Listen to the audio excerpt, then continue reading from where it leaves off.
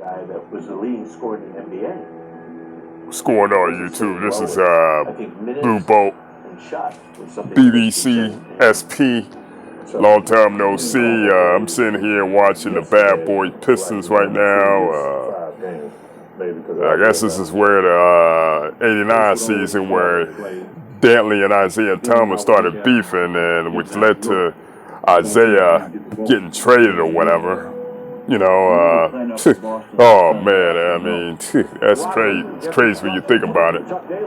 Dantley was probably the punch coming off the bench, but yet Isaiah traded him because they had a beef. Isaiah,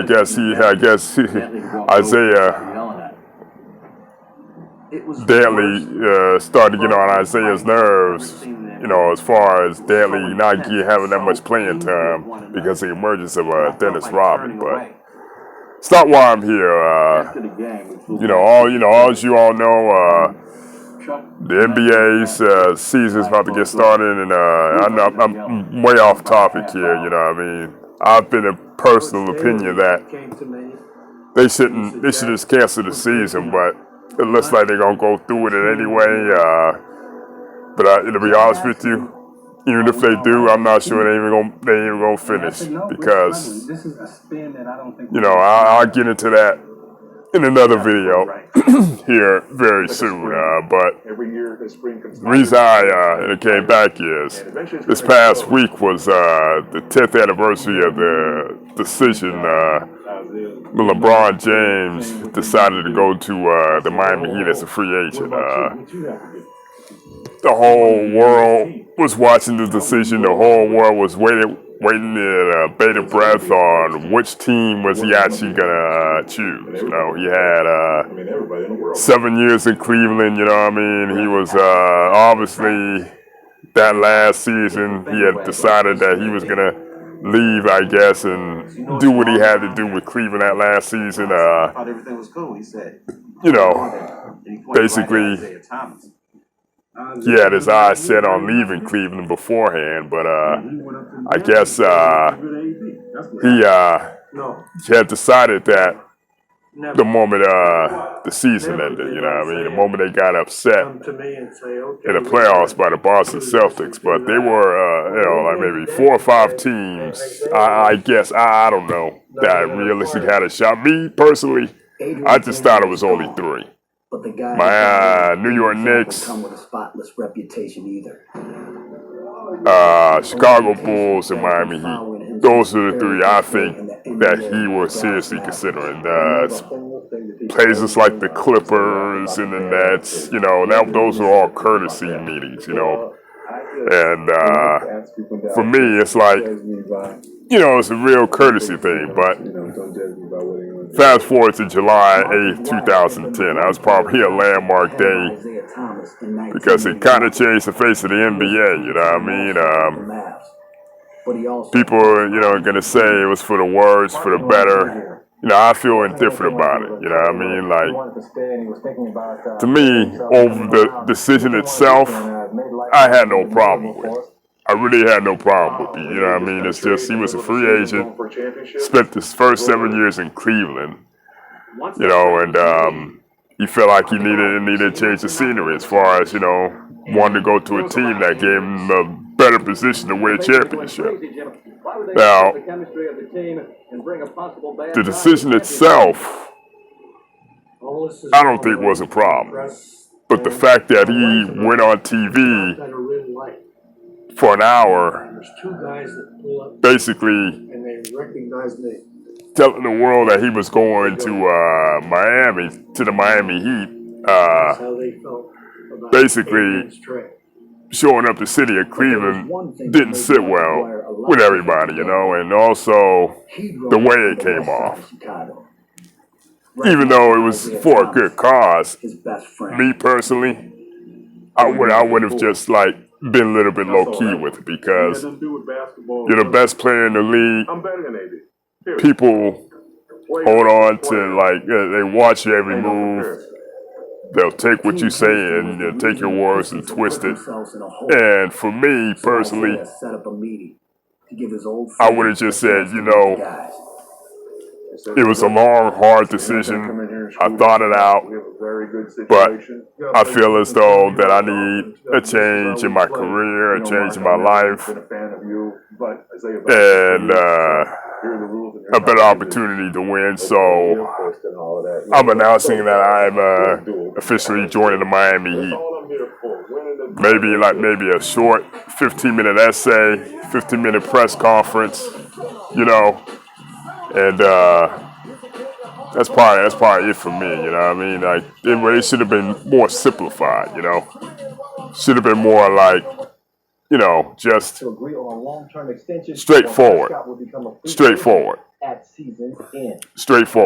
know what I mean? Just like, you know, because the way it came off was kind of, the decision show itself was unnecessary. It came off as kind of disingenuous, pretty dishonest, you know, and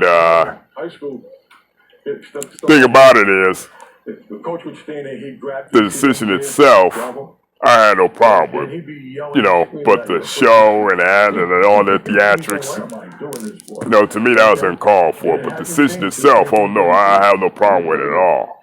Especially when you consider Dan Gilbert wrote a letter saying basically calling LeBron out, saying he quit, this and that, basically talking to him like he was a slave master or something, you know. And several people brought that up, you know. And basically, he talked to LeBron like he was a runaway slave. He treated LeBron like he was a runaway slave. Like, who the hell you think you are? Telling me, trying to, you know, belittle me and, you know, minimize me and acting like you some type of slave master, you know? And to me, the whole thing was bullshit. Whole thing was bullshit. You know what I mean? You know, the way he aired him out like that, the way he aired out his business like that, the way he proclaimed he quit, you know what I mean? That's like the most egregious thing you can tell an athlete. You know, you can say I had a bad game, you can say I was a bad teammate, but you can't say I quit, because that's the most egregious thing you could ever say to an athlete.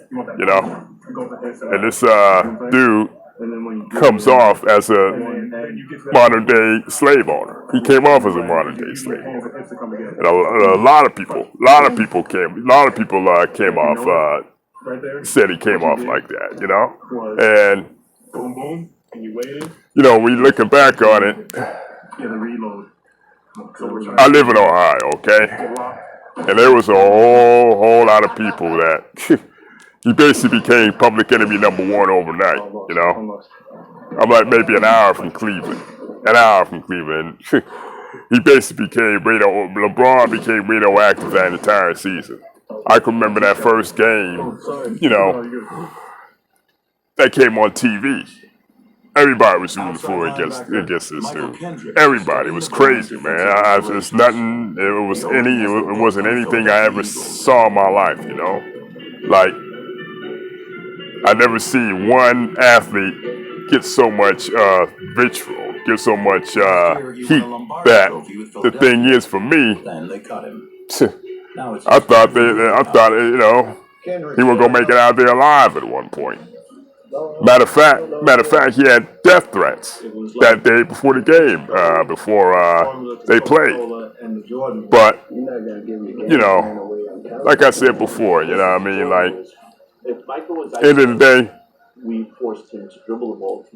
his decision, you know what I mean, he's a grown-ass man, you know, and who are we to say that, you know, he can't do this, or, you know, he's beholden to that. So, like I told you before, you know, the decision itself, I think, wasn't the problem. I think it was the show, number one, and number two, basically, he kind of left everybody in the dark. He didn't give nobody the heads up, you know, as far as like what his intentions are, what he's actually going to do. But at the same time, like, Was Michael Jordan in the Jordan era? When you got an owner that disrespects you and airs you out, that right there is egregious, you know. And for me, end of the day, he's a bigger man than I am. LeBron James is a bigger man than I am. Because if it were me, I would have told that white bastard to go kick rocks. Go kick rocks and fuck you. You know what I mean? Because I'll be damned if you air me out and I ever come back and play for your organization or your franchise ever again, straight up. You're not gonna be airing me out like that, man. And you know what I mean? And you know, I'll do you any goddamn favors. Even though we had, you know, talk down to me like I'm some type of slave worker and shit. But hey, like I said, you know, he basically kind of changed the paradigm, you know what I mean, of the NBA. He basically changed the, you know, the NBA as far as like players actually dictating actually where they're going for agency, actually taking control of their careers, taking control of their brand, you know, people just players actually taking control of their brand and actually having a say besides the owners. You know, it was always, well, owners built teams, you know. But now you have players that, you know, take control of their careers. You now have players taking control of their careers, and you know, just to me, I got no problem with that because there's many more owners like Dan Gilbert out here in these with these teams. Don't be fooled. Don't be fooled by just one person. If Dan Gilbert feels that way, I'm willing to bet. I say about 85 to 90% of owners in the NBA feel that way right now. I'm not saying all of them, but I'm willing to bet about like 80% feel what Dan Gilbert felt that night. I'm talking about to this day. To this day. So yeah, I mean, overall, I think you'd be looking at this guy like, what's wrong with I think he if I was in LeBron's shoes, you know, I wouldn't have done the whole hour decision. I would have just been like, did a quick press release, put it out, and basically call it a day, man. You know, because that would have been avoided a whole lot of it would have avoided a whole lot of heat. No pun intended. It would have brought a whole lot of heat, whole lot of anger, whole lot of hatred. Half of that would have been avoided had he just put out a simple, you know, press release. Even still, you could have gave back to the Boys and Girls Club, even with that decision. You know? But, yeah. Everything else that followed, pretty much, you know, the whole pep rally, not 1, not 2, not 3, not 4, not 5, that pretty much added fuel to the fire. Added fuel to the fire, pretty much. And like I said, if the decision show itself had to happen, even with the pep rally, I don't think they would have got much, that team would have got much heat. I mean, they still would have been, you know, critics and naysayers and haters saying they weren't going to win, but still, it wouldn't. I don't think it would have been as bad if the decision show had to happen. But yeah, it's been a hell of a ride for LeBron. You know what I mean? It seemed like to me it happened yesterday. Really happened yesterday. And a lot has happened since then. It don't seem that way, but a lot has happened since that decision. But let me know what everybody thinks. Myself only, but I think